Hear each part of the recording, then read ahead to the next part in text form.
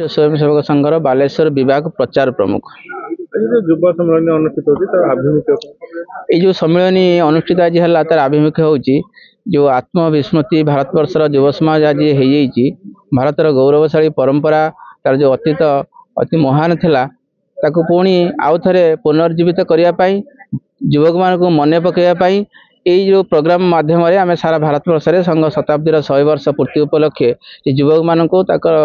गौरवशाली भारतवर्ष गौरवशाली अतीत जो भारतवर्ष थिला केमिति ताकू मन पकड़ाई ये चारिड़े युव सम्मेलन आयोजित करा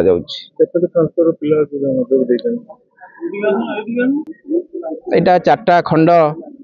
पिला माने जोग दी पाखापाखि 500 संख्यार अच्छा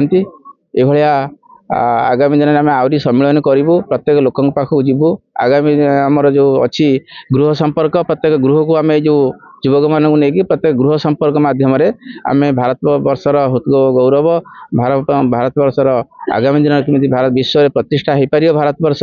से कथा आम प्रत्येक गृह मध्यम गृह संपर्क करके लोक मानक जनइबू। रश्मि रंजन राउत राष्ट्रीय स्वयंसेवक संघ भद्रक जिला कार्यालय युवा सम्मेलन अनुष्ठित आमर ये संघ गत 1925 मसीह आरंभ होता ये आरंभ हमार उद्देश्य होची आत्मविस्मृत हिंदू समाज को आत्मबोध करवा व्यक्ति केंद्रिक हिंदू समाज को राष्ट्र केंद्रिक करवा एवं ये जो असंगठित हिंदू समाज को संगठित करवा ये जो उद्देश्य नहीं कि संघ आरंभ होता 1925 मसीह आज 2025 मसीहा शताब्दी वर्ष पालन होची तो ये शताब्दी वर्ष उपलक्षे सारा समाज को सांगरे नहीं कि चलबार ये जो प्रयास थिला शताब्दी वर्षर 100 वर्षर यात्रा ये 100 वर्षर यात्रा माध्यम रे ये जो संघर शताब्दी वर्ष ये जो युव सम्मेलनी आयोजन कराई ये युव सम्मेलनी गत 9 तारिख रे भद्रक कॉलेज रे हमर अनुष्ठित होता एवं आज ये जो 16 तारिख रे एबी कॉलेज वासुदेवपुर आरंभ होती ये उद्देश्य होची एबे जो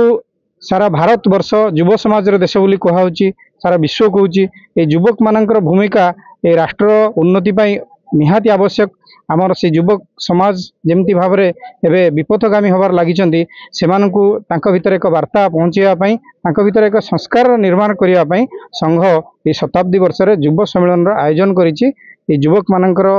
ये जो सम्मेलन होती युवक मान भितर एक ये राष्ट्रीय भावना जागृत करने उद्देश्य ये समस्त उद्बोधन माध्यम बौद्धिक माध्यम वार्ता दि जाइए समस्त समग्र युव समाज को सांगरे धरिकी चलने आमर ये जो आधार अच्छी ये आधार को पूर्ण करने ये युव सम्मेलन आयोजन कराई। नुआ नुआ खबर जानिबा पई आमो LN TV को लाइक शेयर और सब्सक्राइब करंतु।